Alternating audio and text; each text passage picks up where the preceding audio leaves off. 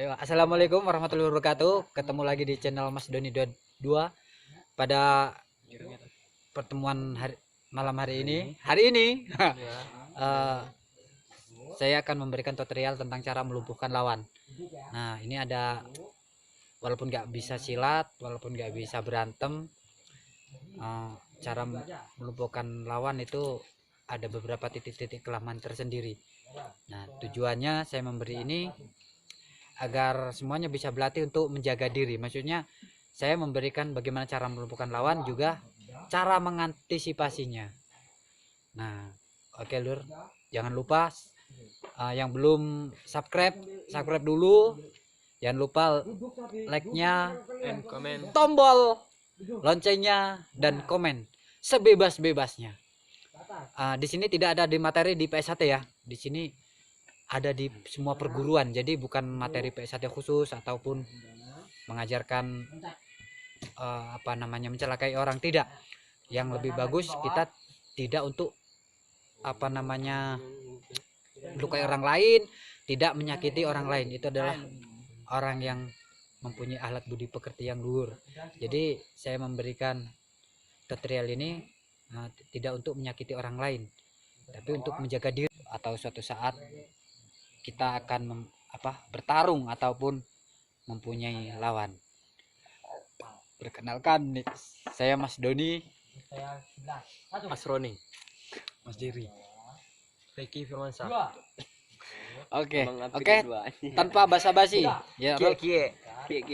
Tanpa basa-basi akan saya memberikan tutorial tentang cara melumpuhkan atau titik-titik kelemahan orang, ya. Oke. Ikuti terus Lur. Jangan di skip. Sini. Nah, pertama titik kelemahan manusia adalah di ulu hati. Ya, jadi ini sekali orang kena pukul ataupun kena tendang, dia akan berhenti detak jantungnya. Itu akan mengalami, orang bisa sampai meninggal. Jadi hati-hati. Jadi untuk menyerang orang, titik pertama adalah itu, tapi berhati-hati. Nah, itu bisa mengalami berhentian detak jantung. Kedua adalah rahang, ya. Nah, rahang ini bisa mencederai orang, tulang leher. Nah, ini kalau sampai leher akan mengalami sesak nafas atau pemberhentian nafas seseorang. Jadi itu juga agak fatal. Nah, tengkuk ini ya, sekali pukul bisa membuat orang kehilangan kesadaran. Bisa menghilangkan kesadaran seseorang. Dan berikutnya adalah di bagian belakang ini. Nah, di sini ada terletak otak kecil. Jadi kalau kita kepukul bisa mengalami gegar otak. Jadi itu kalau kita bisa menyerang, ya, bisa melumpuhkan lawan dengan memukul ataupun memakai sikut. Kelemahan manusia adalah di bagian kemaluan. Tendang kemaluan.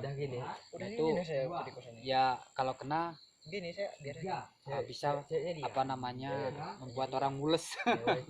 Jadi itulah kelemahan manusia ya. Ulu hati, leher bagian belakang, dan kepala bagian belakang tempatnya otak kecil, bagian rahang ataupun leher, sama bagian kemaluan.